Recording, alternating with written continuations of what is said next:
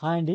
Next వచ్చేసి మనం ఈ వీడియోలో ఈ డెమోగ్రఫిక్ డివిడెండ్ అంటే జనాభా సంబంధిత ఉపయోగార్హ వనరు అంటే ఏంటంటే జనాభాలో ఉపయోగపడేటువంటి పాపులేషన్ అని అర్థం అనమాట. సో దీంట్లో భాగంగా మనకి ఏంటంటే జనాభా డివిడెండ్ సారీ డెమోగ్రఫిక్ డివిడెండ్. ఈ డెమోగ్రఫిక్ డివిడెండ్ అంటే ఏంటంటే మనకి ఈ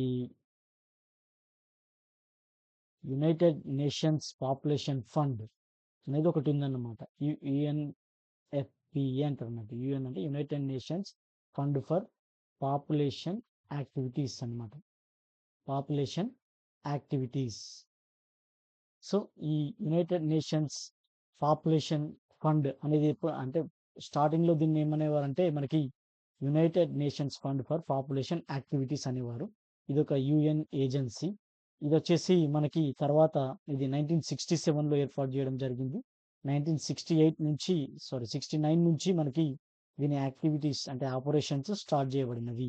సో ఈ తర్వాత కాలంలో మనము యు ఈ యునైటెడ్ నేషన్స్ పాపులేషన్ ఫండ్ అని దీన్ని పిలుస్తున్నారు అనమాట. సో ఓకే, మనకొచ్చేసి అసలు డెమోగ్రఫిక్ డివిడెండ్ అంటే ఏంటి? సో డెమోగ్రఫిక్ డివిడెండ్ అంటే ఏంటంటే మనకి ఈ యుఎన్ఎఫ్పిఏ ఈ యునైటెడ్ నేషన్ పాపులేషన్ ఫండ్ వాళ్ళ నిర్వచనం ప్రకారం ఏంటంటే మనకి ఈ జనాభా యొక్క వయస్సుల నిర్మాణం ఉంటుంది, అంటే ఏజ్ స్ట్రక్చర్స్ ఉంటాయి కదా, దానిలో మార్పుల వల్ల సంభవించేటువంటి ఆర్థిక ప్రయోజనము. సో ఆర్థిక ప్రయోజనము అన్నమాట. అంటే ఇక్కడ డెమోగ్రఫిక్ డివిడెండ్ అంటే ఏంటంటే ఈ ఏజ్ స్ట్రక్చర్స్ లో జరిగేటువంటి మార్పుల వల్ల మనకి ఎకనామిక్ గ్రోత్ పొటెన్షియల్ అయితే మనకి ఏర్పడుతుంది. అంటే ఆర్థిక వృద్ధి సామర్థ్యం అనేది మనకి ఏర్పడుతుంది. అలా ఏర్పడటాన్ని మనము డెమోగ్రఫిక్ డివిడెండ్ అంటామన్నమాట. సో మెయిన్‌గా మనకేంటంటే ఈ డెమోగ్రఫిక్ డివిడెండ్ అంటే ఏంటంటే మొత్తం జనాభా ఉంటది కదా, అందులో వచ్చేసి అప్ టు 14 ఇయర్స్ వరకి, అదేవిధంగా 65 నుంచి ఇంకా ఎల్డర్ పీపుల్ 65 నుంచి ఎబోవ్ ఆహ్, ప్రజలను తీసేస్తే మిగిలిన వాళ్ళు ఉంటారు కదా, 15-64 ఇయర్స్ వాళ్ళనేది మెయిన్‌గా అనేది మనకి ఈ ఆర్థిక కార్యకలాపాల్లో పార్టిసిపేట్ చేస్తారన్నమాట. అంటే వాళ్ళు పనిచేసే సామర్థ్యం ఉన్న వాళ్ళు. సో ఆ పాపులేషన్ వల్ల మనకేంటంటే ఈ ఎకనామిక్ గ్రోత్ పొటెన్షియల్ అయితే మనకి పెరుగుతది. దాన్నే మనం డెమోగ్రఫిక్ డివిడెండ్ అంటాం. సింపుల్‌గా చెప్పాలంటే మనకి ఈ డెమోగ్రఫిక్ డివిడెండ్ ఏంటంటే మనకి 15-64 ఇయర్స్ ఉన్నటువంటి 15-64 ఇయర్స్ ఉన్నటువంటి జనాభానే మనకి ఈ ఎకనామిక్ అంటే మనకి ఆర్థిక వృద్ధి సామర్థ్యాన్ని పెంచుతారనమాట. సో ఈ జనాభా ఎక్కువ ఉంటే మనకి డెమోగ్రఫిక్ డివిడెండ్ అనేది ఎక్కువ ఉన్నట్టు, లేకపోతే తక్కువ ఉన్నట్టు. సో డెమోగ్రఫిక్ డివిడెండ్ అంటే ఏంటంటే మనకి 15-64 ఇయర్స్ అంటే పనిచేసే సామర్థ్యం ఉన్నటువంటి ప్రజలు అని చెప్పుకోవచ్చు. ఓకేనా? అది. సో ఏంటంటే మనకి 14 and below years. So 14 and below years, అదేవిధంగా 65+65 కంటే ఎక్కువ వయసున్న వాళ్ళు. వీళ్ళని తీసేస్తే మనకొచ్చేది డెమోగ్రఫిక్ డివిడెండ్ అని అర్థం చేసుకోండి. సో కాబట్టి ఏంటంటే మనకి ఈ డెమోగ్రఫిక్ డివిడెండ్ అంటే నథింగ్ బట్ ఏంటంటే ఈ ఎందువల్ల అంటే వయస్సుల నిర్మాణంలో మార్పుల వల్ల. సో ఏజ్ స్ట్రక్చర్స్ ఉంటాయి కదా, వాటి చేంజెస్ వల్ల మనకి ఈ డెమోగ్రఫిక్ డివిడెండ్ అనేది లభిస్తుంది అనమాట. అంటే ఏంటి మనకి ఇప్పుడు ఫర్ ఎగ్జాంపుల్ 0-14 ఇయర్స్ పిల్లలు అంటే తక్కువ ఉండడం, అదేవిధంగా 65 టు ఎబోవ్ ఉన్నటువంటి పాపులేషన్ తక్కువ ఉంటే మనకి డెమోగ్రఫిక్ డివిడెండ్ అంటే ఆ వయస్సుల వాళ్ళు తక్కువ ఉండి ఈ 15-64 ఇయర్స్ వాళ్ళ యొక్క వయస్సుల వాళ్ళు ఎక్కువ ఉంటే మనకి ఈ డెమోగ్రఫిక్ డివిడెండ్ అనేది సంభవిస్తది అని అర్థం అన్నమాట. సో కాబట్టి ఏంటంటే మనకి ఆ ఏజ్ స్ట్రక్చర్స్ ఉన్నాయి కదా, ఆ ఏజ్ స్ట్రక్చర్‌లో మార్పు. సో ఆ మార్పులనే మనకేందంటే ఆర్థిక వృద్ధి అనేది వృద్ధి చెందడానికి ఎక్కువ సామర్థ్యం కలుగుతదన్నమాట. అది. సో సింపుల్ అది.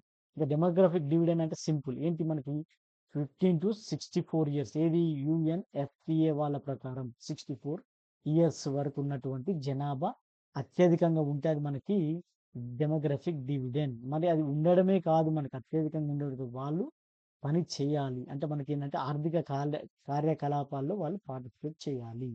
అనగా అంటే మనకి ఇప్పుడు డెమోగ్రఫిక్ డివిడెండ్ అంటే ఇంకా సింపుల్‌గా చెప్పాలంటే మనకేంటంటే ఆధారపడే వారి సంఖ్య కంటే పనిచేసే వారి అంటే పని చేయగల శ్రామిక శక్తి గల ప్రజల సంఖ్య పెరుగుతున్నప్పుడు. So simple. ఇంకా మనం చూసుకున్న డిపెండెన్స్ అనేది తగ్గాలి. వాళ్ళ యొక్క ఏజ్ స్ట్రక్చర్ అంటే వాళ్ళ సంఖ్య అనేది తగ్గాలి. అదేవిధంగా పని చేయగల శ్రామిక శక్తి పెరిగితే అది ఆర్థిక ఉత్పాదకతకు చోదక శక్తిగా ఉంటుంది. అంటే ఏందంటే ఎకనామిక్ గ్రోత్ పొటెన్షియల్ పెరుగుతదనమాట. సో, ఎకనామిక్ గ్రోత్ అనేది పెరిగే మనకి ప్రాబబిలిటీ ఉంటది కాబట్టి దాన్నే మనం డెమోగ్రఫిక్ డివిడెండ్ అంటామన్నమాట. సో, ఈ పని చేయగల శ్రామిక శక్తి వాళ్ళు ఏ ఏజ్ వాళ్ళంటే మనకి 15-64 ఇయర్స్.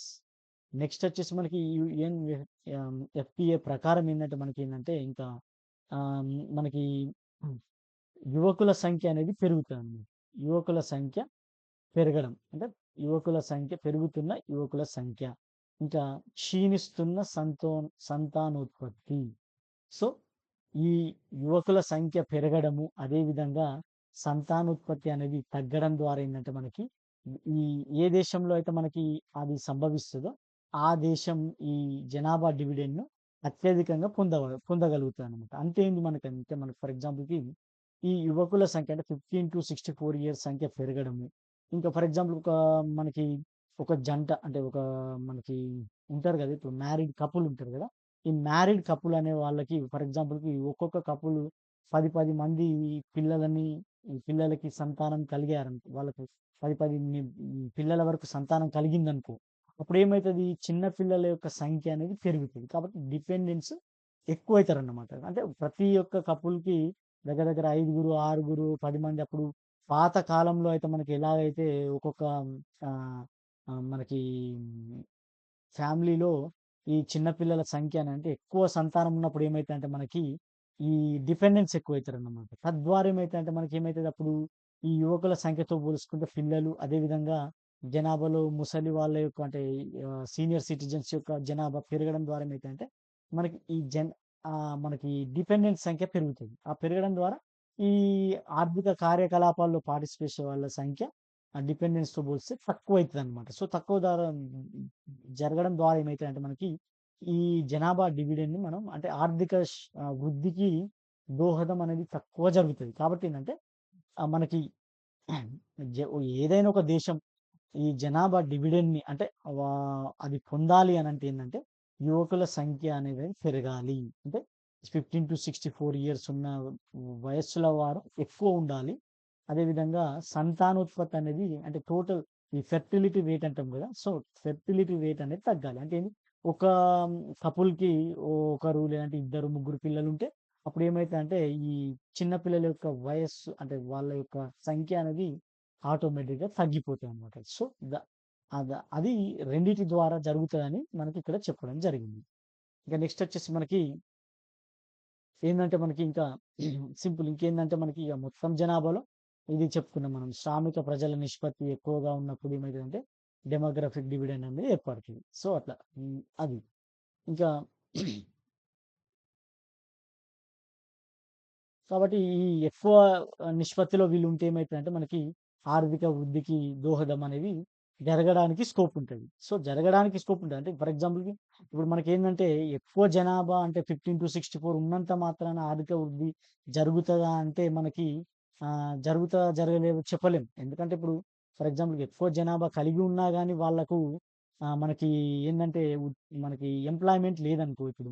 ఎంప్లాయ్‌మెంట్ లేకపోతే ఏమైతది? ఆర్థిక వృద్ధి జరుగుతదా? జరగదు. సో, వాళ్ళు ఆర్థిక కార్యకలాపాల్లో పార్టిసిపేట్ చేసినప్పుడు మాత్రమే మనకి ఈ, ఈ ఫలితం అనేది అంటే ఏదైనా ఒక దేశానికి లభిస్తుందనమాట. కాబట్టి ఏందంటే ప్రజల యొక్క సంఖ్య ఎక్కువ ఉండడమే కాదు. అంటే శ్రామిక జనాభా ఎక్కువ ఉండడమే కాదు.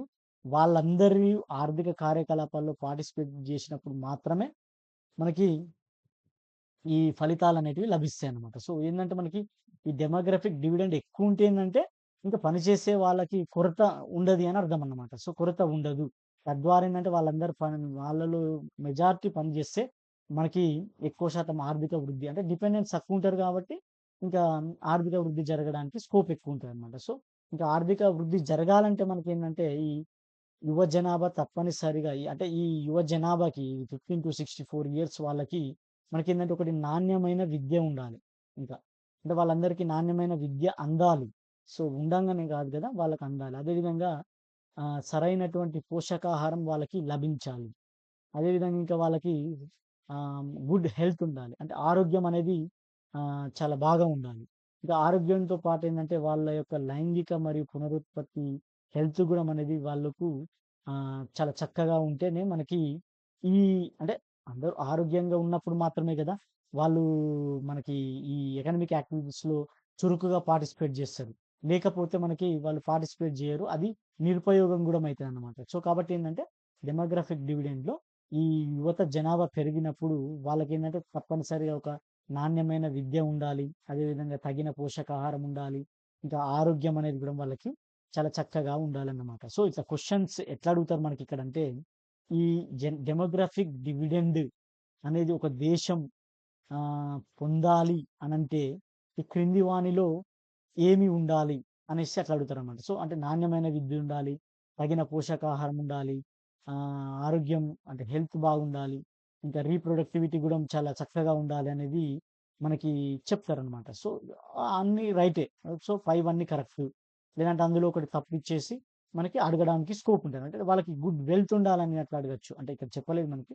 గుడ్ వెల్త్ ఉండడము అట్లాంటివి లేదంటే ఇంకా ఏదన్నా ఒకటి మిస్‌లీనియస్ పెట్టి అడుగుతారు. సో, కాబట్టి ఏంటంటే క్వెషన్ అలా ఫ్రేమ్ జేయవచ్చు వాళ్ళు. కాబట్టి ఏంటంటే నాణ్యమైన విద్య, పోషకాహారం, ఆరోగ్యం ఈ 3 కరెక్ట్ ఉంటే ఈ మనకి ఆర్థిక వృద్ధి జరుగుతదనమాట. ఇది ఈ మనకి డెమోగ్రాఫిక్ డివిడెండ్ అంటే 15-64 ఇయర్స్ వాళ్ళల్లో. అంటే అందరికీ ఉండాలి. బట్ వీళ్ళల్లో ఉంటే ఇంకెక్కువ ఎకనామిక్ యాక్టివిటీ జరగడానికి స్కోప్ ఉంటది.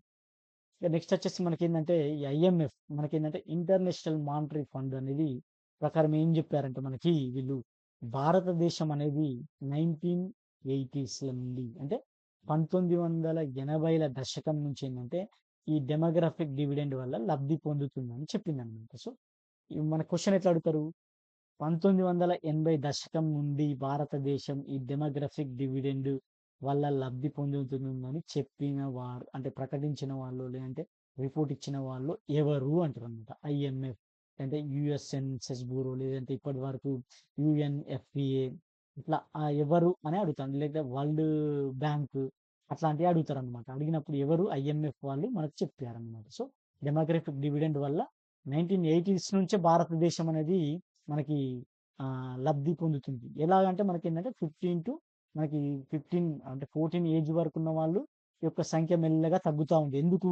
మనకేందంటే భారతదేశంలో ఈ అంతకు ముందుకేందంటే ఒక ఫ్యామిలీలో మనకి ఒక కపుల్‌కి 5గురు, 6గురు, ఒక 10 మంది, 12 మంది, 15 మంది పిల్లల నుంచి ఇంకా మనకేమైతుంది వచ్చిందంటే అందరూ మనకి ఈ కుటుంబ నియంత్రణ పాటించడం ద్వారా పిల్లలనేది ఇద్దరుగా అంటే ఇద్దరనేది స్టాండర్డ్‌గా పెట్టుకున్నారుగా. అట్లా ఒకరు, ఇద్దరు, ముగ్గురు అట్లా పిల్లల యొక్క బర్త్ రేట్ అనేది మనకి తగ్గుకుంటా వచ్చిందనమాట. అంటే ఫెర్టిలిటీ రేట్ అనేది తగ్గుకుంటా వచ్చిందనమాట. సో, తగ్గుకుంటా రావడం ద్వారా ఏందంటే డిపెండెన్స్ మెల్లగా తగ్గుకుంటూ వచ్చింది. ఇక 1980స్ నుంచి మనకి ఆ ఫలితం అనేది కనిపిస్తుందని మనకు ఐఎంఎఫ్ వాళ్ళు చెప్పారనమాట. అది. ఇంకా యూఎస్ సెన్సస్ బ్యూరో అంటే యునైటెడ్ స్టేట్స్ సెన్సస్ బ్యూరో వాళ్ళ అంచనా ప్రకారం ఏందంటే మనకి 2025 నాటికి 2025 నాటికి అంటే ఈ విషయంలో ఏ విషయంలో మనకి డెమోగ్రాఫిక్ డివిడెండ్ విషయంలో భారతదేశం చైనాను కూడా మించిపోతుంది. సో, ఇప్పుడు డెమోగ్రాఫిక్ డివిడెండ్ అనేది ఎక్కువ పొందుతున్న వాళ్ళు ఎవరు? చైనా. తర్వాత భారతదేశం. కాబట్టి ఏంటంటే 2025 తర్వాత ఏమైతదంటే ఈ భారతదేశం అనేది చైనాను కూడా మించిపోతదనేసి మనకి యూఎస్ సెన్సస్ బ్యూరో చెప్పిందన్నమాట. సో, ఇక్కడ క్వెషన్ ఎట్లా అడుగుతారు? మనకి డెమోగ్రాఫిక్ డివిడెండ్ 2025 నాటికి భారతదేశం అనేది చైనాను మించిపోతుందని ఎవరు చెప్పారు? అంటే మనకి యూఎస్ సెన్సస్ బ్యూరో చెప్పారు. సో, వాళ్ళ అంచనాల ప్రకారం ఇది. వాళ్ళు అంచనా వేశారు. సో, ఇంకా లేదు అనంటే యూఎస్ సెన్సస్ బ్యూరో వాళ్ళ అంచనాల ప్రకారం భారతదేశం చైనాను డెమోగ్రాఫిక్ డివిడెండ్‌లో ఏ ఇయర్‌లో మించిపోతుంది అంటారనమాట. సో, 2024, 25, 26 అట్లా అడుగుతారు. సో, కరెక్ట్ ఆన్సర్ ఏంటంటే 2025 అట్లా. ఇంకా వచ్చేసి మనకి 26 2026 నాటికి ఇండియా యొక్క యావరేజ్ ఏందంటే 29 ఇయర్స్. సో, 2026 నాటికి యావరేజ్ ఇయర్ ఎంతుంటదని ఇది గూడా యూఎస్ సెన్సస్ బ్యూరోనే జెప్పింది. ఎంత ఉంటది అంటే మనకి 29 సంవత్సరాలు ఉంటది. సో, కాబట్టి ఏందంటే చాలా అద్భుతంగా అంటే మన యొక్క యావరేజ్ ఏజ్ అనేది 29 అంటే జూడు చాలా బాగున్నట్టుగా అంటే గ్లోబల్ యావరేజ్‌తో పోలిస్తే మనదనేది లీస్ట్ అన్నమాట. అంటే ప్రపంచ దేశాల్లో పోలిస్తే మనదే 2026 వరకి లీస్ట్‌గా ఉంటది అని అర్థం అన్నమాట. సో, ఇది. మనకొచ్చేసి డెమోగ్రాఫిక్ డివిడెండ్ అంటే ఇది. డెమోగ్రాఫిక్ డివిడెండ్ అంటే సింపుల్ ఏం లేదు. మనకేందంటే డెమోగ్రాఫిక్ డివిడెండ్ అనేది 15-64 ఇయర్స్ వరకి 15-64 ఇయర్స్ వరకున్న జనాభా అత్యధికంగా ఉంటే మనకి పని చేసేటువంటి శ్రామిక శక్తి అనేది అత్యధికంగా అంటే ఆ సామర్థ్యం అనేది అత్యధికంగా ఉంటది. సో, అత్యధికంగా ఉన్నప్పుడు ఎకనామిక్ యాక్టివిటీ అనేది గట్టిగా అంటే బాగా జరుగుతది. సో, ఎకనామిక్ యాక్టివిటీ జరగడం ద్వారా దేశం అనేది అభివృద్ధి చెందుతది. సో, ఆ పొటెన్షియల్ అన్నమాట. సో, డెమోగ్రాఫిక్ డివిడెండ్ ఏంటంటే మనకి హ్యూమన్ రిసోర్స్ అంటాం కదా! మనకి మానవ వనరుల యొక్క అవైలబిలిటీ అనేది ఎక్కువ ఉంటదన్నమాట. సో, అది. ఇంకా మనకి ఈ డెమోగ్రాఫిక్ డివిడెండ్ వల్ల కలిగే లాభాలేంటివి మనకి? సో, ఈ డెమోగ్రాఫిక్ డివిడెండ్ వల్ల మనకి ఎలాంటి యూజెస్ ఉంటాయి? అనంటే మనకి శ్రామిక సప్లైలో పెరుగుదల. అంటే ఏంటి మనకి ఇంకా 15-64 ఇయర్స్ వాళ్ళు ఎక్కువ ఉంటారు కాబట్టి, మనకి శ్రామిక శక్తిలో ఎలాంటి ఆటంకాలైతే ఉండవు అన్నమాట. అట్లా. నెక్స్ట్ పొదుపులు పెరగడం. సో, ఈ ఎక్కువ మంది ఉండడం ద్వారా వాళ్ళు అందరూ ఎకనామిక్ యాక్టివిటీలో పార్టిసిపేట్ చేయడం ద్వారా ఏమైతుందంటే మనకి వాళ్ళ యొక్క ఆదాయాలు పెరుగుతాయి. ఆదాయాలు పెరగడం ద్వారా సేవింగ్స్ కూడా పెరుగుతది. ఇంకా మానవ మూలధనం పెరగడం. సో, హ్యూమన్ రిసోర్సెస్ కూడా మనకి హ్యూమన్ క్యాపిటల్ అనేది కూడా పెరుగుతది. తద్వారా ఏంది అంటే మనకి ఈ సేమ్ ఇక్కడ కూడా మనకి ఆహ్, హ్మ్, ఎకనామిక్ యాక్టివిటీ అనేది పెరుగుతదనమాట. ఇంకా తద్వారా మనకేమైతదంటే ఈ తలసరి ఆదాయం, అదేవిధంగా జీడీపీ గూడా పెరుగుతది. ఈ పెరగడం ద్వారా ఏమైతదంటే అంటే ప్రతి ఒక్కరి దగ్గర మనకి డబ్బు అనేది ఎక్కువగా ఉండడం ద్వారా ఏందంటే మనకి దేశ వస్తు సేవలకు డిమాండ్ పెరుగుతదనమాట. సో, కాబట్టి ఏందంటే వీళ్ళందరూ ఎకనామిక్ యాక్టివిటీస్‌లో పార్టిసిపేట్ చేయడం ద్వారా వాళ్ళకి ఆదాయాలు కలుగుతాయి. ఆదాయాలు కలగడం ద్వారా ఈ దేశంలో వస్తు సేవలకు డిమాండ్ ఎక్కువుంటదనమాట. సో, ఇప్పుడు ఫర్ ఎగ్జాంపుల్‌కి మన దాంట్లో 100,00,00,000 మంది దాకా జనాభా భారతదేశంలో ఉన్నప్పుడు ఇక ఇప్పుడు 130 వరకు ఉన్నది. ఇంత జనాభా ఉన్నప్పుడు ఆ జనాభాలో ఎక్కువ శాతం మంది మనకేందంటే ఈ డెమోగ్రాఫిక్ డివిడెండ్ ఉంటే వాళ్ళు పని జేస్తారు. పని జేయడం ద్వారా ఏందంటే వాళ్ళకి ఆదాయాలొస్తాయి. ఆ ఆదాయాలు రావడం ద్వారా ఏమైద్దంటే మనకి ఈ వస్తు సేవలు అనేటివి మనకి ఆహ్, డిమాండ్ పెరుగుతది. ఎందుకంటే వాళ్ళ దగ్గర ఆదాయం ఉంది కాబట్టి అదోటి ఇదోటి పర్చేజ్ జేస్తుంటారు. ఇప్పుడు ఫర్ ఎగ్జాంపుల్‌కి మనము ఒక ఎంప్లాయీ ఉన్నాడనుకో, ఆ ఎంప్లాయీ ఏం జేస్తాడు మనకి అతనికి వచ్చే సాలరీ ద్వారా తను ఈ మనకి మనకి ఈ ఎఫ్ఎంసీజీ ఎవ్రీ మంత్ గ్రాసరీలు అలాంటివి పర్చేజ్ చేస్తుంటారు ఎవ్రీ మంత్ ఎక్కువగా. అంటే కన్జంప్షన్ ఎక్కువ పెరుగుతది. అదేవిధంగా మనకి మనకి ఏంటో కన్స్యూమర్ గూడ్స్ అలాంటివి పర్చేజ్ చేస్తుంటారు. ఈ ఫ్రిడ్జ్‌లు, ఏసీలు, టీవీలు. ఒకప్పుడు మనకి టీవీలు ఎవరి ఇంట్లో ఉండేటివి? ఎవరో ఒకరి ఇంట్లో ఉండే ఊళ్ళో. ఇప్పుడు చాలా వరకు అందరి ఇంట్లలో టీవీలున్నాయి. అదేవిధంగా ప్రతి ఒక్కరి దగ్గర స్మార్ట్ ఫోన్ ఉంది. అదేవిధంగా ఇంకా మన దగ్గర ఇంకా ఫ్రిడ్జ్‌లు పెరిగినాయి. ఏసీలు కొంటున్నారు. కార్లు కొంటున్నారు. సో, అంటే అర్థమేంది? ప్రతి ఒక్క వస్తువుకి డిమాండ్ పెరుగుతది. ఎప్పుడు పెరుగుతది? మన దగ్గర ఆదాయం ఉన్నప్పుడు డిమాండ్ పెరుగుతది. కాబట్టి ఏందంటే మన ఇండియాలో ఈ డెమోగ్రాఫిక్ డివిడెండ్ అనేది చాలా అద్భుతంగా ఉంది కాబట్టి ఇలాంటి ఎఫెక్ట్ అనేది ఉన్నదన్నమాట. అట్లా. ఇంకా నెక్స్ట్ వచ్చేసి మనకి అంటే ఇంకా మనకి ఇంకా స్పెసిఫిక్‌గా డెమోగ్రాఫిక్ డివిడెండ్‌లో చెప్పాలంటే ఈ డెమోగ్రాఫిక్ డివిడెండ్ అనేది ఎప్పుడు ఏర్పడతదంటే ఇగో 20-30 ఇయర్స్ 20-30 సంవత్సరాల వయస్సు గల జనసంఖ్యతో మనకి ఈ డెమోగ్రాఫిక్ డివిడెండ్ అనేది మనకి ఆధారపడి ఉంటది అన్నమాట. ఎట్లా? సో, ఎట్లా 20-30 ఇయర్స్ మనం ఏమనుకున్నాం 15-64 ఇయర్స్ అనుకున్నాం గదా! సో, 15-64 ఇయర్స్ వరకు ఉంటారు గదా! కానీ అందులో కీ ఎవరు? 15-64 ఇయర్స్‌లో మళ్ళీ కీ ఎవరు అంటే 20-30 ఇయర్స్ ఉన్న వాళ్ళనేవాళ్ళు ఈ డెమోగ్రాఫిక్ డివిడెండ్‌ను అత్యధికంగా ప్రభావితం చేస్తారు. ఎట్లా చేస్తారు? వీళ్ళు 20-30 ఇయర్స్ వాళ్ళు ఎట్లా ప్రభావితం చేస్తారంటే, ఈ 20-30 సంవత్సరాల వాళ్ళ మధ్యలో వాళ్ళకే మాత్రము పెళ్ళిళ్ళైతాయి. ప్లస్ వాళ్ళ పిల్లలను కంటారు. ఓకేనా. పెళ్ళిళ్ళైతే వాళ్ళు పిల్లలను కంటారు. సో, పిల్లలను కనడం అంటే ఏందంటే, ఈ ఏజ్‌లోనే ఎక్కువ జరుగుతది. సో, ఈ ఏజ్‌లోనే వాళ్ళే దగ్గర దగ్గర ఐదుగురు, ఆరుగురిని సంతానం కలిగారనుకో, అప్పుడేమైతది? ఈ డిపెండెన్స్ ఎక్కువ పెరుగుతది. సో, డిపెండెన్స్ ఎక్కువ పెరగడం ద్వారా మనకి డెమోగ్రాఫిక్ డివిడెండ్ అనేది తగ్గుతదన్నమాట. సో, ఫెర్టిలిటీ రేట్ అనేది 20-30 ఇయర్స్ మధ్యలో ఎక్కువ ఉంటది. సో, కాబట్టి ఏందంటే, వీళ్ళు డెమోగ్రాఫిక్ డివిడెండ్‌ను అత్యధికంగా ప్రభావితం చేస్తారన్నమాట. సో, కాబట్టి ఏందంటే మనకి 15-64 ఇయర్స్‌లో డెమోగ్రాఫిక్ డివిడెండ్‌ని అత్యధికంగా ప్రభావితం చేసేవాళ్ళు ఏ ఏజ్ గ్రూప్ అంటే 20-30 ఇయర్స్. ఎందుకంటే వాళ్ళలో ఫెర్టిలిటీ రేట్ అనేది ఎక్కువగా ఉంటది. సో, సంతానోత్పత్తి జరిగేది అదే టైము కాబట్టి వాళ్ళు సంతానాన్ని ప్రాపర్‌గా అంటే ఒక బ్యాచ్‌లుగా అంటే కలిగారనుకో, అప్పుడు మనకంటే ఎక్కువ ఎంతమందైతే మనకి ఈ ఓల్డ్ ఏజ్‌లోకి పోతున్నారో అంతమందిని వీళ్ళు కనుక్కుంటే అంటే ఇట్లా ప్రాపర్‌గా ఒక ఫ్లో లాగా పోతే ఏం గాదు. బట్ ఎట్ ఏ టైమ్ ఎక్కువ ఇప్పుడు ఈ మధ్యలో ఉన్నటువంటి పాపులేషన్ ఎక్కువుంటారు గదా! వాళ్ళందరూ పిల్లలకు జన్మనిస్తే మళ్ళీ వీళ్ళు ఎక్కువైపోతారు. అంటే ఒక over the period of the టైమ్‌లో ఏమైతదంటే మనకి ఈ పిల్లలనే వాళ్ళు ఎక్కువ పెరుగుతారు. సో, డివిడెండ్ అంటే మనకి డివిడెండ్ అనేది తగ్గిపోతదని అర్థం అన్నమాట. అట్లా. సో, అది. ఇంకా మనకి 2011 జనాభా లెక్కల ప్రకారం ఏం చేసిందంటే, ఈ 20-30 సంవత్సరాల మధ్య వయస్సు గల జనాభా వివరాలను మనకు ఈ పట్టికలో అయితే మనం ఇవ్వడం జరిగింది. సో, ఏందంటే వీళ్ళే ఎక్కువ మేజర్ కీ రోల్ పోషిస్తారు. ఈ డివిడెండ్ కలగాలన్నా లేదా అన్నా. సో, కాబట్టి ఏందంటే ఈ డివిడెండ్ జరగాలనేది ఏదో ఒకటే ఇయర్‌లో జరగదు. ఒక ఫ్లో ఒక over the period of the టైమ్‌లో జరుగుతది. అంటే ఒక 1980స్‌లో ఫర్ ఎగ్జాంపుల్‌కి 0-14 ఇయర్స్ వాళ్ళ యొక్క పాపులేషన్ ఒక 20,00,00,000 ఉందనుకో. తర్వాత వాళ్ళేమైతారు ఒక 10 ఇయర్స్ తర్వాత వాళ్ళు మళ్ళీ తర్వాత వాళ్ళు 20-34 ఇయర్స్ లేదంటే 40 ఇయర్స్‌లోకొస్తారు.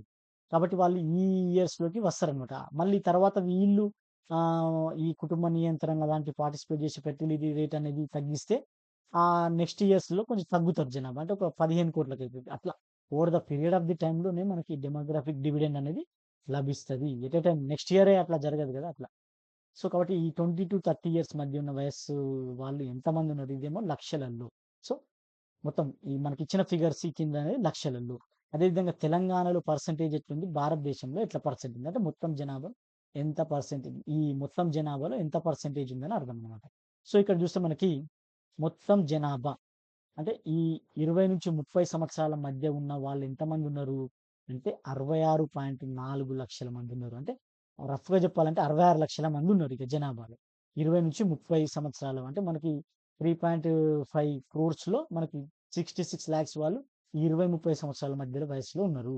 సో, వాళ్ళ పర్సెంటేజ్ ఎంత తెలంగాణ అంటే 18.9%. సో, భారతదేశంలో ఎంతుందిది? 17.6 ఉంది. సో, కాబట్టి ఏందంటే భారతదేశం మొత్తం దేశ సగటుతో పోలిస్తే మన రాష్ట్రంలో ఎక్కువగుంది. అంటే అర్థమైంది 20-30 సంవత్సరాల వయస్సు గలవారు మన రాష్ట్రంలో మంచిగానే ఉన్నారు. సో, వాళ్ళు డెమోగ్రాఫిక్ డివిడెండ్‌ని ప్రభావితం చేయగలుగుతారన్నమాట. నెక్స్ట్ ఎస్సీ జనాభా. సో, ఎస్సీ జనాభా ఎంతమందున్నారు అంటే ఈ 20-30 సంవత్సరాలు మొత్తం ఎస్సీ జనాభా కాదు. 20-30 సంవత్సరాల వాళ్ళు ఎంతమందున్నారు అంటే 10.4 లక్షలు. అంటే 10.4 లాక్స్ పీపుల్ అనేవాళ్ళు ఈ ఎస్సీ జనాభా ఉన్నారు. ఈ ఎస్సీ జనాభా అంటే టోటల్ ఎస్సీ జనాభాలో ఈ 10.4 లక్షలు ఎంతమందంటే 19.1% అంటే తెలంగాణలో మొత్తం ఎస్సీ జనాభాలో 20-30 సంవత్సరాల వయస్సున్నటువంటి ఎస్సీ జనాభా ఎంతంటే 19.1%. అదే భారతదేశంలో చూస్తే 17.7. ఇంకా ఎస్టీ జనాభా వచ్చేసి 20-30 సంవత్సరాల ఎస్సీ జనాభా ఎంతున్నారంటే మనకి 6,00,000 మందున్నారు. సో, 6,00,000 మంది. మొత్తం ఎస్టీ జనాభాలో ఈ 6,00,000 మంది ఎంత పర్సెంటేజ్ అంటే 18.3%. అంటే 18.3% మంది ఈ 20-30 సంవత్సరాల వయస్సు వాళ్ళున్నారు. భారతదేశంలో అయితే 17% అంటే మొత్తం ఎస్టీ పాపులేషన్‌లో 17% అనే వాళ్ళు ఉన్నారనమాట. సో, ఇక్కడ చూస్తే మనకి కంపేర్ చేస్తే మనకి భారతదేశంతో పోలిస్తే 20-30 సంవత్సరాల వయస్సు గలవారు మన తెలంగాణలోనే ఎక్కువ పర్సెంటేజ్ ఉన్నారు. కాబట్టి ఏందంటే, మన భారతదేశంతో కంపేర్ చేసినప్పుడు డెమోగ్రాఫిక్ డివిడెండ్ ఎక్కువ పొటెన్షియల్ ఉన్నది అంటే ఏందంటే మన తెలంగాణనే. సో, ఈ ఫిగర్స్ అనేది కొంచెం ఇంపార్టెంట్ మనకి చూసుకోవాలి. డైరెక్ట్ ఎగ్జామ్‌లో అడగడానికి స్కోప్ ఉంటది. బట్ కంపేర్ చేస్తే మన తెలంగాణ అనేది భారతదేశంతో పోలిస్తే ఎక్కువగానే ఉంది. సో, అదే వచ్చేసి మనం ఇక్కడ చెప్పినాం. ఇక్కడ చూడండి 20-30 సంవత్సరాల మధ్య వయస్సు గల మొత్తం జనాభా ఎంత అంటే మనకి 66.4 లక్షలు. సో, 66 లక్షలు. ఇక తెలంగాణ మొత్తం జనాభాలో ఈ వయస్సు జనాభా శాతం అంటే ఎంతంటే మనకి 18.9% ఇక్కడే చెప్పుకున్నాం. ఇండియా అయితే 17.6%. నెక్స్ట్ వచ్చేసి మనకి ఈ 20-30 సంవత్సరాల మధ్య వయస్సు గల ఎస్సీ జనాభా ఎంతంటే మనకి 10.4 లక్షలు. సో, వాళ్ళు మొత్తం ఎస్సీ జనాభాలో వాళ్ళ శాతం ఎంత అంటే మనకి 19.1%. ఇండియా అయితే 17.7%. ఇంకా 23-30 ఇయర్స్ ఉన్న వాళ్ళ ఎస్టీ జనాభా ఎంత ఉందంటే మనకి 6,00,000 6,00,000 ఉన్నారు. సో 6,00,000లో మనకి ఎస్టీ జనాభాలో ఈ 6,00,000 ఎంత శాతం అంటే మనకి 18.3%, 18.3% స్టేట్ అవార్డ్ అవ్వడానికి స్కోప్ ఉంటదనమాట. సో కాబట్టి ఏంటంటే ఈ ఎస్సీ జనాభాతో పోల్చుకుంటే ఎస్టీ జనాభా 20-30% ఉన్న పర్సెంటేజ్ పరంగా చూస్తే తక్కువే. సో కాబట్టి పర్సెంటేజ్ పరంగా చూస్తే మనకి ఎస్సీ జనాభా శాతమే 23-30 సంవత్సరాలు ఎక్కువ ఉన్నారన్నమాట తెలంగాణలో. ఇంకా నెక్స్ట్ వచ్చేసి మనకి ఇది. ఇంకా నెక్స్ట్ వచ్చేసి మనకి ఈ demographic facts or demographic burden అంటమాట. సో దీన్ని మరి మనకేమంటే దీన్ని ఇంగ్లీష్‌లో గుర్తుపెట్టుకోవడమే బెస్ట్. మనకి డెమోగ్రఫిక్ ఫన్ను లేదంటే డెమోగ్రఫిక్ బర్డెన్ అంటామన్నమాట. సో ఈ డెమోగ్రఫిక్ ఫ్యాక్ట్స్ లేదంటే డెమోగ్రఫిక్ ఆహ్, బర్డెన్ అంటే ఏందంటే మనకేందంటే ఇప్పుడు ఫర్ ఎగ్జాంపుల్‌కి ఏందంటే మనకి ఇప్పుడు భారతదేశంలో ఉన్నారు. ఇప్పుడు 15-64 ఇయర్స్ వాళ్ళు అత్యధికంగా ఉన్నారు. సో, అత్యధికంగా ఉన్న తర్వాత వీళ్ళ ఏజ్‌లు ఒక కాలక్రమేణా పెరిగి 65 ప్లస్ దాటిపోతారు చాలామంది. సో, అప్పుడేమైతదంటే ఈ మనకి లైఫ్ ఎక్స్‌పెక్టెన్సీ అనేది పెరిగిందనుకో, అంటే మనకి జీవించేటువంటి సంఖ్య అనేది మనకి అది పెరిగిందనుకో హ్మ్, మనకి లైఫ్ ఎక్స్‌పెక్టెన్సీ అంటాం కదా! అది పెరిగిందనుకో, అప్పుడేమైతదంటే చాలామంది ఏందంటే 60 ఇప్పుడు మనది 63 సంవత్సరాలు, 65 సంవత్సరాలు ఉంటుంది. అది 70 సంవత్సరాలకు అట్లా పోతది. అప్పుడేమైతది మనకి 65 సంవత్సరాలు దాటిన వాళ్ళు ఎక్కువ జనాభా అయితరు. అదే విధంగా ఈ పిల్లలను మనం ఫెర్టిలిటీ రేట్ అనేది సంతానం కలగడం అనేది తగ్గించినాం కదా! ఫెర్టిలిటీ రేట్ తగ్గుతూ ఉన్నప్పుడు ఏమైద్దంటే స్లోగా ఏమైద్దంటే జనాభా అనేది మనకి అంటే కొత్తగా అంటే చిల్డ్రన్ పాపులేషన్ అనేది మెల్లగా మెల్లగా తగ్గుకుంటొచ్చి ఒక్కో దశలో 0 కూడా కావచ్చు. సో, అంటే ఒక్కొక్క దశలో ఏందంటే అంటే ఆహ్, ఈ వీళ్ళకి మధ్య డిఫరెన్స్ అనేది 0 కావచ్చనమాట. అంటే పుట్టడం 0 కాదు. జనాభా పుడుతుంటారు. కాకపోతే ఏందంటే ఈ ఎంతమంది ఉన్నారో అంతమంది కంటే తక్కువనే ఇంకా పిల్లల సంఖ్య అయితది. అప్పుడేమైతది ఈ out going batch for example మనకిప్పుడు మనము ఫర్ ఎగ్జాంపుల్ స్కూల్‌లో చదివేటప్పుడు 10థ్ క్లాస్ ఉంటది కదా! ఇప్పుడు 10థ్ క్లాస్ బ్యాచ్‌లో మనకి ఒక 100 మందున్నారు. ఇంకా 10థ్ క్లాస్ అయిపోయి ఇంటర్మీడియేట్‌కి పోయే వాళ్ళు ఒక 10 మందున్నారు. ఇప్పుడు నెక్స్ట్ ఇయర్ ఏమైతది ఈ 100 మంది ఇంటర్మీడియేట్‌కెళ్తారు. కానీ వచ్చే బ్యాచ్ 9థ్ క్లాస్‌లో మనం 50 మందే ఉన్నారనుకో అప్పుడు ఏమైతది 10థ్ క్లాస్‌లో 50 మందే ఉంటారు. నెక్స్ట్ మనం 30 మందినే తీసుకున్నాం. అంటే కొంచెం తగ్గుకుంటూ రావాలని. ఈ 30 తీసుకున్నాం. కాబట్టి ఏంది 10థ్‌లో ఏమైంది మనకి స్టూడెంట్స్ సంఖ్య తగ్గింది. కాబట్టి ఇట్లా over the period next year ఏమైతది 30 అయితది. కాబట్టి అట్లే మళ్ళీ 11థ్, 12థ్ క్లాస్ చదివేటోళ్ళ సంఖ్య ఎక్కువైతది ఇట్లా. సో, అప్పుడేమైతది ఈ పరంగా చూసినా కూడా మనకేందంటే ఈ డిపెండెన్స్ పెరుగుతారనమాట. సో, అది మనకు చెప్పేదేందంటే ఇక్కడేంటంటే డిపెండెన్స్ పెరగడం. డెమోగ్రాఫిక్ ఫ్యాక్ట్స్ అంటే ఏందంటే మనకి డిపెండెన్స్ పెరగడం. సింపుల్‌గా గుర్తుపెట్టుకోవాలంటే. సో, ఏందంటే ఈ ఉత్పాదకత అంటే మనకు దాన్నేమంటారు ఎకనామిక్ యాక్టివిటీస్‌లో పార్టిసిపేట్ చేసే వారి యొక్క సంఖ్య పెరగడం. సో, ఏందంటే అసమాన సంఖ్యలో వృద్ధులు మరియు వెనక ఉన్న చిన్న తరంపై ఆధారపడి జనాభా డివిడెండ్ బాధ్యతగా మారుతుంది. అంటే ఈ జనాభా డివిడెండ్ వాళ్ళే వీళ్ళందరిని మొయ్యాలి. సో, ప్రతి తరంలో పిల్లలను తక్కువ మంది కలిగి ఉండడంతో జనాభా పెరుగుదల అనేది మందగిస్తది. ఒక్కోసారి ఆగిపోతది. రివర్స్‌లోకి గూడా వెళ్తదనమాట. సో, కాబట్టి ఏందంటే ఈ పిల్లలను అనేది కనడంలో మనకేమైతదంటే తగ్గిపోతుంటది. సో, తగ్గిపోవడం ద్వారా ఏమైతదంటే మనకి ఈ ఇంకా over the period of the time ఏమైతదంటే మనకి ఆహ్, బర్డెన్ అంటే మనకి ఈ జనాభా డివిడెండ్ పైన బర్డెన్ పడుతుంది. తద్వారా ఏమైతది ఈ మనకు వచ్చిన ఆదాయం అంతా వాళ్ళ డిపెండెంట్స్‌కు ఖర్చు పెట్టడము, సేవింగ్స్ తగ్గడము. తద్వారా ఏమైతది మనకిప్పుడు అనుకున్నట్టుగా మనకి ఈ వస్తు సేవలకి మనకి వచ్చేసి డిమాండ్ అనేది తగ్గడం అలా జరుగుతదనమాట. సో, అలా జరగడాన్ని ఏమంటామంటే మనం డెమోగ్రాఫిక్ బర్డెన్. సింపుల్‌గా చెప్పాలంటే బర్డెన్ అన్నా, టాక్స్ అన్నా ఒకటే. సో, బర్డెన్ ఎక్కడ సింపుల్‌గా మీకు ఇదే క్వెషన్ అడుగుతది. What is demographic tax? So, demographic tax అంటే ఏందంటే మనకి అది నార్మల్ టాక్స్ కాదు. అంటే జనాభాపై విధించే పన్ను కాదు. ఏందంటే అదొక బర్డెన్. అంటే ఏందంటే ఈ జనాభా ఎవరైతే శ్రామిక శక్తిలా అనుకున్నాం గదా మనం. ఆ శ్రామిక శక్తి పైనటు బర్డెన్‌గా ఫీల్ అయ్యేది ఎవరిని ఈ వృద్ధులు మరియు చిన్న పిల్లలు ఉంటారు గదా! అంటే డిపెండెన్స్ అనేవాళ్ళు సో, డిపెండెన్స్ అనేవాళ్ళు పెరగడం అన్నమాట. సో, డిపెండెన్స్ అనేవాళ్ళు ఎట్లా పెరుగుతారు అంటే, మనకి లైఫ్ ఎక్స్‌పెక్టెన్సీ అంటే, ఈ డెమోగ్రాఫిక్ ఫ్యాక్ట్స్ కలగడానికి కింది రీజన్స్‌లో సరైనది ఏంది అని అడుగుతారన్నమాట. సో, ఈ డెమోగ్రాఫిక్ ఫ్యాక్ట్స్‌లో కలగడానికి కారణం అంటే సరైనది ఏంది అంటే, మనకి లైఫ్ ఎక్స్‌పెక్టెన్సీ పెరగడము. అంటే అంటే మనకి ఆయుర్ మనకి సారీ మనకి ఈ ఆయుర్దాయం అనేది పెరగడం అన్నమాట. అదే విధంగా ఈ ప్రతి తరంలో మనకేందంటే ఈ ఫెర్టిలిటీ ఫెర్టిలిటీ రేట్ అంటే సంతానోత్పత్తి అనేది మనకి తగ్గిపోవడం. ఇవి 2 అనేటివి తగ్గిపోవడం అన్నా, మందగించడం అన్నా, ఇంకా లేదంటే రివర్స్‌లో వెళ్ళడం ఏదన్నా గాని, ఆ ఫెర్టిలిటీ రేట్ అనేది తగ్గుకుంటూ రావడం అనేది గూడా ఈ టాక్స్ అంటే డెమోగ్రాఫిక్ బర్డెన్‌కు రీజన్ అయితది. సో, అది సరి అయినదే. సో, కింది వాటిలో సరైనదేందంటే అవి 2 సరైనయి అని మనం గుర్తుపెట్టుకోవాలి. అట్లాంటి క్వెషన్స్ అడుగుతారు. అది. For example Japan. ఇక బెస్ట్ ఎగ్జాంపుల్ ఏంటంటే జపాన్‌లో ఏందంటే ఒకప్పుడు ఈ ఎకనామిక్ యాక్టివిటీలో పార్టిసిపేట్ చేసేవాళ్ళు చాలా మంది ఉండేవాళ్ళు. తర్వాత ఏమైందంటే వాళ్ళేందంటే రీప్రొడక్టివిటీని తగ్గిచ్చిల్లు.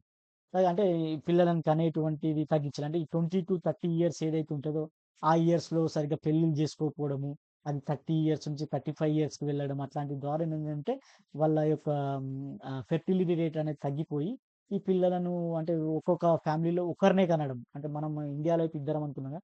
వాళ్ళు ఒక్కరినే కనడం. అలాంటి పరిస్థితుల వల్ల ఏమైందంటే ఈ జనాభా డివిడెండ్ అనేది కాలక్రమేణలో తగ్గుకుంటూ వచ్చింది. తగ్గుకుంటూ రావడం ద్వారా ఏందంటే ఈ బర్డెన్ అంటే వాళ్ళ యొక్క లైఫ్ ఎక్స్‌పెక్టెన్సీ దగ్గర దగ్గర 90, 100 అట్లుంటది.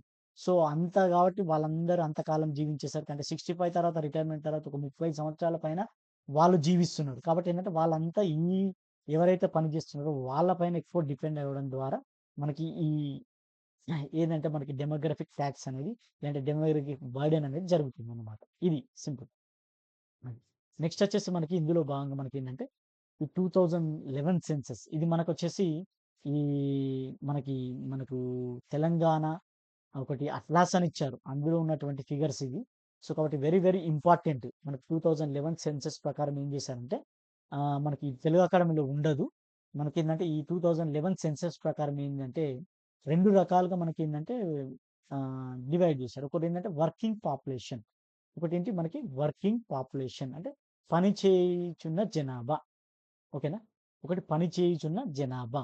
రెండోదొచ్చేసి మనకి సో, ఇదంతా పని చేస్తున్నవారు. రెండోదొచ్చేసి పని చేయని వారు. అంటే వాళ్ళేమంటారు మనము నాన్ వర్కర్స్ అంటాం. సో, నాన్ వర్కర్స్ ఈ వర్కింగ్ పాపులేషన్ అన్నమాట. సో, మనకేందంటే ఈ మొత్తం రాష్ట్ర జనాభాలో పనిచేయు జనాభా శాతం ఎంతంటే 46.7% అంటే మనకున్న మన రాష్ట్ర మొత్తం పాపులేషన్‌లో పని చేసే పని చేయు జనాభా శాతం ఎంతంటే 46.7% అంటే మొత్తం జనాభా సంఖ్య జూస్తే, ఆ మొత్తం పని చేయుచున్న సంఖ్య జూస్తే మనకెంతంటే 1.63 క్రోర్స్ అంటే ఎగ్జాక్ట్ ఫిగర్ జూసుకోవాలంటే మీరు జూసుకోవచ్చు.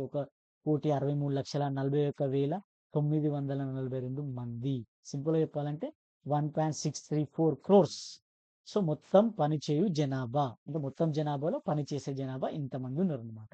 ఇంకా అందులో వచ్చేసి మనకి ఈ పని చేసులో వాళ్ళలో వచ్చేసి మనకేందంటే వీళ్ళున్నారు. ఇగో సాగు చేసేవారు. సో, కల్టివేటర్స్ అంటాం మనం. So, cultivators. ఈ కల్టివేటర్స్ ఎంతమందున్నారు అనంటే 31,51,389 సింపుల్‌గా చెప్పాలంటే 31.51 లాక్స్ 31.51 లక్షల మంది సాగు చేసే అంటే కల్టివేటర్స్ ఉన్నారు. సో, వీళ్ళు మొత్తం ఈ మొత్తం పనిచేసే జనాభాలో ఎంతంటే 19.3% ఇది మొత్తం జనాభాలో కాదు. ఓన్లీ పని చేసే జనాభాలో ఈ సాగు చేసే వాళ్ళు ఎంతమందంటే 19.3%. ఇంకా వ్యవసాయ కూలీలు. సో, వ్యవసాయ కూలీలు అగ్రికల్చర్ లేబరర్స్ వీళ్ళు ఎంతమంది ఉన్నారంటే 59.15 లక్షల మంది. సో, మొత్తం 59.15 లక్షల మంది మనకు వ్యవసాయ కూలీలు ఉన్నారు. సో, ఈ వ్యవసాయాల కూలీలు మొత్తం పనిచేసే వాళ్ళలో వ్యవసాయ కూలీల శాతం ఎంతంటే 36.2%. ఇంకా గృహ పరిశ్రమల్లో కార్మికులు అంటే workers in house hold industries అంటే ఇక మిగతా అవి గాకుండా వీటిలల్లో ఈ మన గృహ పరిశ్రమ ఉంటది గదా! వాటిలల్లో చేసేవాళ్ళు 7,76,529 మంది. సో, ఈ ఫిగర్స్ అన్నీ ఇంపార్టెంటే మీరు రాసుకొని కంపల్సరీగా ఒకటికి 2 సార్లు ప్రాక్టీస్ చేస్తే అవి అక్కడ గుర్తుపెట్టడానికి మీకు ఆస్కారం ఉంటది మల్టిపుల్ చాయిసెస్‌లో. ఇంకా ఇతర కార్మికులు అంటే ఇక ఇంకా మిస్‌లేనియస్ ఉంటారు కదా! వాళ్ళొచ్చేసి 64,98,000 సో, 64.99 లక్షలు అని మనం చెప్పుకోవచ్చు. సో, ఇది మనకి మొత్తం కార్మికులలో వీళ్ళనేవాళ్ళు అంటే పనిచేయు జనాభాలో సాగు చేసేవారు, వ్యవసాయ కూలీలు, గృహ పరిశ్రమలో కార్మికులు, ఇంకా ఇతర కార్మికులు వచ్చేసి వీళ్ళు ఉన్నారు. ఇంకా మనకొచ్చేసి మొత్తం ఇక్కడ చూస్తే డిస్ట్రిక్ట్ వైజ్ చూస్తే మనకి అత్యధికంగా వర్కింగ్ పాపులేషన్ గల జిల్లా ఏంటంటే హైదరాబాద్. సో సింపుల్‌గా చెప్పొచ్చు మనం. అత్యధిక జనాభా ఎక్కడ ఉంది? హైదరాబాద్‌లోనే ఎక్కువ మంది వర్కింగ్ వాళ్ళంతా ఉంటారు కాబట్టి అత్యధిక వర్కింగ్ పాపులేషన్ గల జిల్లా హైదరాబాద్. ఎంతమంది అంటే 14.13 లక్షలు ఉన్నారు. ఇంకా శాతం పరంగా అంటే మొత్తం వర్కింగ్ పాపులేషన్ అత్యధిక శాతం గల జిల్లా ఏందంటే మనకి ములుగు. సో ములుగులో 55.3% అంటే పనిచేసే వర్కింగ్ పాపులేషన్ మొత్తం పాపులేషన్‌లో వర్కింగ్ పాపులేషన్ వాళ్ళు 55% వరకు ములుగులో ఉన్నారు. సో ఇది వర్కింగ్ పాపులేషన్‌కి సంబంధించినటువంటి డేటా. ఇంకా ఇందులో ఇంపార్టెంట్ ఏంటంటే ఈ వ్యవసాయ సాగు చేసేవారు అంటే కల్టివేటర్స్ మనకి వ్యవసాయ కూలీలనే ఈ ఫిగర్స్ చాలా ఇంపార్టెంట్. సో దాని పరంగా అవి 2 సబ్ క్లాసిఫై చేస్తే మనకేంటంటే సాగు చేసేవారు కల్టివేటర్స్ ఎంతమంది ఉన్నారు అనుకున్నాం మనము 31.51 లక్షలు. సో లక్షలు. అది మొత్తం పని చేసే వాళ్ళలో ఎంతమంది అంటే ఎంత పర్సెంట్ అంటే 19.3%. ఇంకా సాగు చేసేవారు ఎవరు అనంటే ఇది 2011 సెన్సస్ ప్రకారం ఇది. సాగు చేసే వాళ్ళు ఎవరు అంటే ఒక డెఫినేషన్ ఇచ్చారు. ఎవరు? Census commissioner. వాళ్ళు ఒక డెఫినేషన్ ఇచ్చారు. ఏందంటే తన సొంత భూమిలో లేదా తను కలిగి ఉన్న భూమిలో వ్యవసాయం చేయాలి వాళ్ళు. ఓకేనా? సో కాబట్టి ఏంటంటే కల్టివేటర్ అంటే ఎవరు? సొంత భూమి లేదంటే కౌలుకు తీసుకోను ఎట్లంటే మనం కలిగి ఉండాలి. ఆ సొంత భూమిలో వ్యవసాయం చేయాలి. సొంత భూమి లేదంటే మనం అతను ఎవరైతే కల్టివేటర్ దగ్గర ఉన్న ల్యాండ్‌లో అతను సొంతంగా వ్యవసాయం చేయాలి. అంటే సాగు చేయాలి అని అర్థం అన్నమాట. సో వాళ్ళని మనం వ్యవసాయదారులు సాగుదారులు అంటామన్నమాట. అంటే కల్టివేటర్స్. సో అదే విధంగా వాళ్ళేందంటే ఇంకా వ్యవసాయ పనులను పర్యవేక్షించేవారు. అంటే ఏందంటే మనకిప్పుడు కొంతమందుంటారు. వాళ్ళే డైరెక్ట్ సాగు చేయకుండా వాళ్ళ ల్యాండ్‌లో పనోళ్ళని పెట్టుకొని చేస్తారు. సో అలాంటి వాళ్ళని గూడా మనం సాగుదారులనే అంటాం. సో డెఫినిషన్ ప్రకారం ఎవరెవరు వస్తారు? సొంత భూమి కలిగి ఉండి తను అంతట తాను వ్యవసాయం చేసిన వాళ్ళు కల్టివేటర్స్. ఇంకా వేరే వాళ్ళను పెట్టుకొని ఇట్లా చేయి, అట్లా చేయి అని పర్యవేక్షిస్తుంటారు కదా! డైరెక్షన్స్ ఇస్తుంటారు కదా! వాళ్ళు గూడా కల్టివేటర్సే. ఓకేనా? అది. ఇంకా అత్యధిక సాగుదారులు గల జిల్లా ఏందంటే వికారాబాద్. సో మనకు వికారాబాద్ జిల్లాలో అత్యధికంగా సాగుదారులు ఉన్నారు సంఖ్యాపరంగా. సో 1.68 లక్షల మంది ఉన్నారు. ఇంకా శాతం పరంగా చూసుకుంటే అంటే మొత్తం ఈ మొత్తం వీళ్ళుంటారు కదా! ఎవరు మన పనిచేసే వాళ్ళలో ఈ సాగుదారులు అత్యధిక శాతం గల వాళ్ళు ఎవరంటే ఆదిలాబాద్ జిల్లా. సో ఆదిలాబాద్ జిల్లాలో శాతం పరంగా అత్యధికంగా జనాభా అయితే ఉంది. ఈ సాగుదారులు ఉన్నారు. ఏ ఎంత పర్సెంటేజ్ అంటే 36.2% ఉన్నారు సాగుదారులు. ఇది సాగుదారులకు సంబంధించి. సాగుదారులు అంటే ఎవరు? సొంత భూమి లేదంటే తను కలిగి ఉన్న భూమిలో సొంతంగా వ్యవసాయం చేసుకోవడము. లేదంటే ఆ వ్యవసాయ పనులను అంటే వాళ్ళ భూమి ఉన్నప్పటికీ వాళ్ళు పర్యవేక్షిస్తూ లేబర్స్‌ని పెట్టుకొని చేయించేవారు కూడా సాగుదారులే. అంటే డైరెక్షన్స్ ఇచ్చుకుంటా చేయిస్తారు కదా! అట్లాంటి వాళ్ళు కూడా సాగుదారుల కింద వస్తారు. నెక్స్ట్ వచ్చేసి వ్యవసాయ కూలీలు, అగ్రికల్చర్ లేబరర్స్. వీళ్ళు మొత్తం ఎంతమంది ఉన్నారనుకున్నాం మనం? 59.15% లక్షల మంది ఉన్నారనుకున్నాము.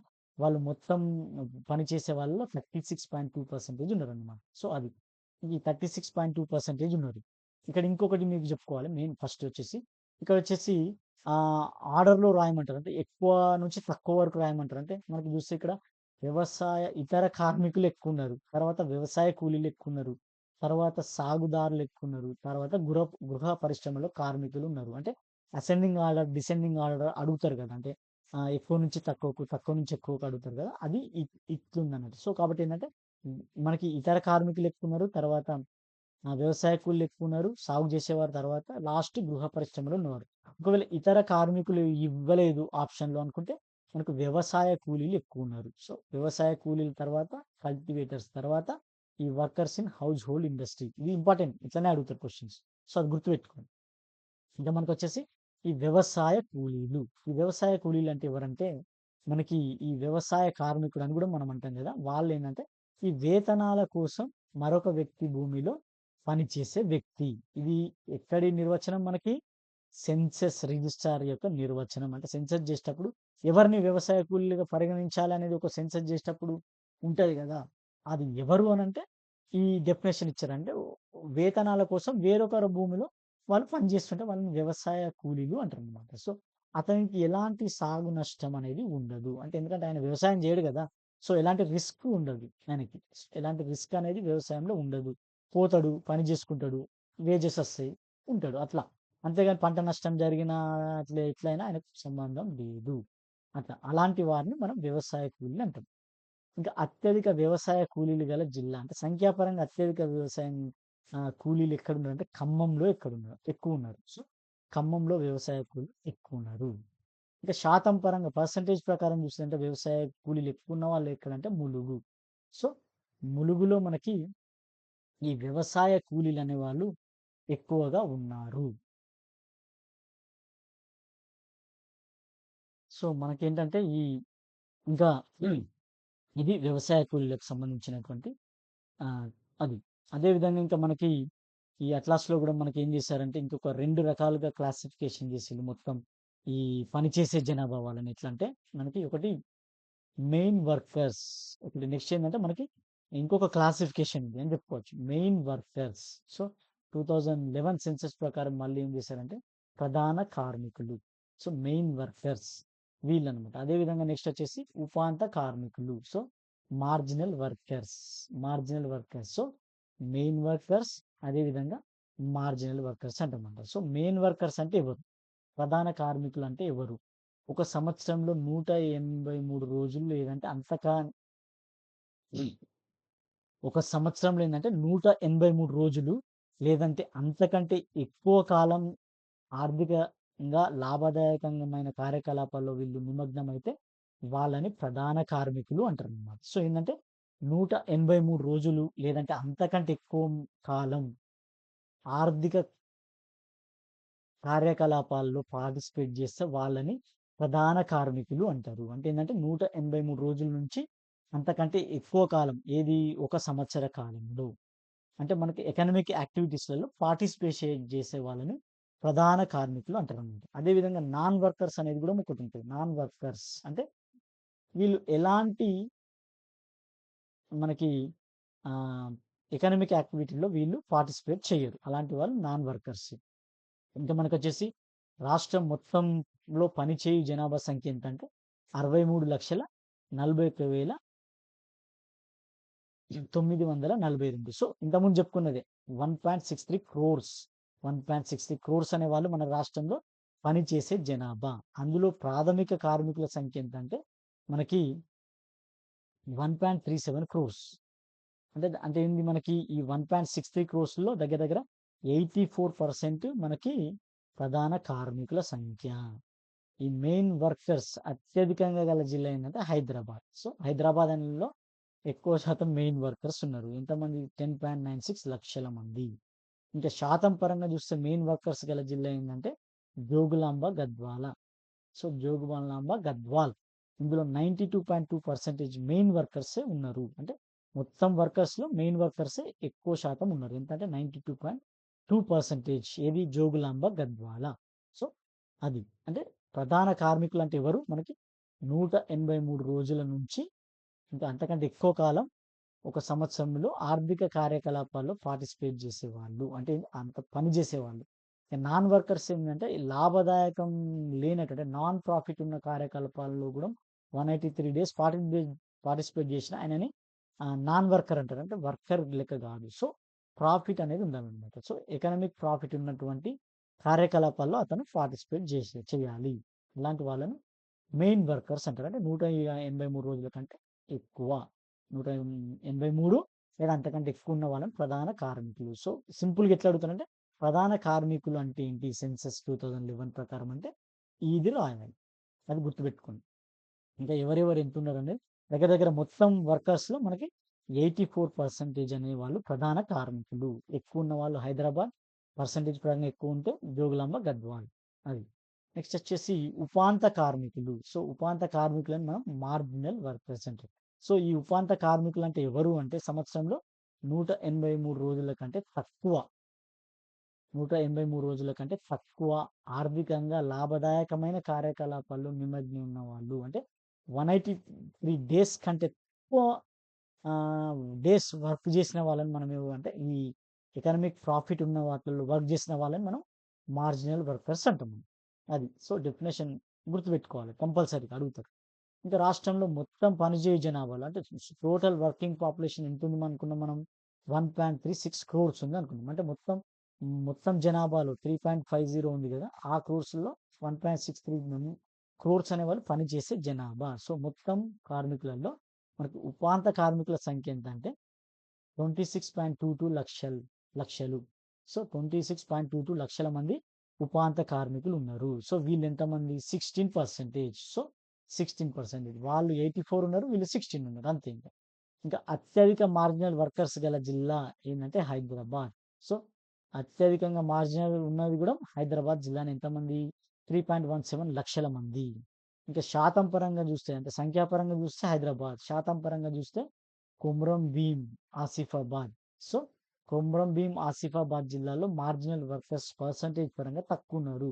ఎంత ఉన్నారంటే 28.5% ఉన్నారు. సో, ఇది మనకొచ్చేసి ఉపాంత కార్మికులు. సో, ఈ టాపిక్‌లో మనం ఏమేమి నేర్చుకున్నామంటే, వాట్ ఈస్ డెమోగ్రాఫిక్ డివిడెండ్? డెమోగ్రాఫిక్ డివిడెండ్‌లో మనకి ఏంటి 15-64 ఇయర్స్ అత్యధికంగా ఉండడం. ఏది మిగతా ఏజ్ గ్రూప్స్‌తో పోలిస్తే. ఈ డెమోగ్రాఫిక్ డివిడెండ్ అనేది ఒక కంట్రీలో ఎప్పుడు చేకూరుతది, అంటే లాభం ఎక్కువ ఉంటది అనంటే, మనకి ఈ ఇది ఉంది గదా! మనకేందంటే ఈ 0-14 ఇయర్స్, అదేవిధంగా 65+ ఇయర్స్ ఉన్న వాళ్ళు తగ్గి ఈ 15-64 ఇయర్స్ వాళ్ళు ఎక్కువున్నప్పుడు. సో, అది డెమోగ్రాఫిక్ డివిడెండ్. ఈ డెమోగ్రాఫిక్ డివిడెండ్‌లో కీ రోల్ ప్లే చేసే ఏజ్ గ్రూప్ ఏందంటే 20-30 ఇయర్స్. ఎందుకంటే మనకి ఫెర్టిలిటీ టైమ్ అది గాబట్టి. అదేవిధంగా మనకి ఈ డెమోగ్రాఫిక్ డివిడెండ్ వల్ల లాభాలు ఏంటియో జూసినాం మనము.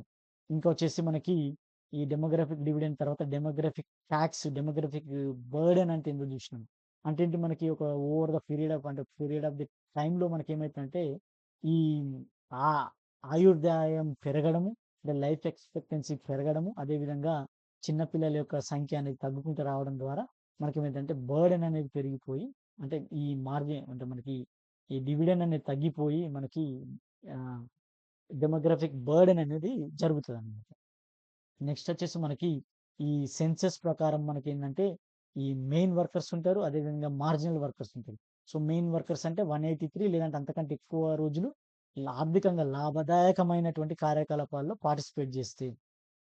లేదు, మార్జినల్ వర్కర్స్ అంటే 183 డేస్ కంటే తక్కువ ఉపాధి పొందితే వాళ్ళను ఉపాంత కార్మికులు అంటారు. ఇంకా అలా ఆర్థికంగా లాభదాయకంగా లేని వాళ్ళెవరంటే నాన్ వర్కర్స్. సో, ఇక్కడ ఇంపార్టెంట్ వర్డ్ ఏంటంటే మనకి ఆర్థికంగా లాభదాయకమైన కార్యకలాపాల్లో నిమగ్నం అవ్వడం అనేదే మనకు ఇంపార్టెంట్. వర్కర్ అని ఎప్పుడు అంటాం? మనకి ఏదైనా ఎకనామిక్ బెనిఫిట్ అనేది ఉండాలనే అర్థం అన్నమాట. అది మనకి వర్కర్ అంటామన్నమాట. సో, కాబట్టి ఏందంటే అది.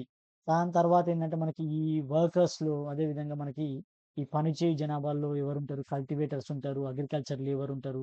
అదేవిధంగా హౌస్ హోల్డ్ ఇండస్ట్రీలో పనిచేసే వాళ్ళుంటారు. ఇంకా ఇతరులు ఉంటారు. సో, అత్యధికంగా జూసుకుంటే మనకి ఇతరులు ఎక్కువ మందున్నారు. తర్వాత ఆహ్, మనకి అగ్రికల్చర్ లేబరర్ ఎక్కువున్నారు. తర్వాత కల్టివేటర్స్, లాస్ట్‌కొచ్చేసి హౌస్ హోల్డ్ ఇండస్ట్రీలో ఉన్నవాళ్ళు ఎక్కువగా, అంటే లీస్ట్ వాళ్ళున్నారన్నమాట. సో, వాళ్ళు ఏ ఏ జిల్లాలో ఎట్లున్నారనేది ఈ టాపిక్‌లో మనం జూసినాము. అది వెరీ ఇంపార్టెంట్ టాపిక్. ఖచ్చితంగా క్వెషన్ రావడానికి స్కోప్ ఉంటది. Thank you.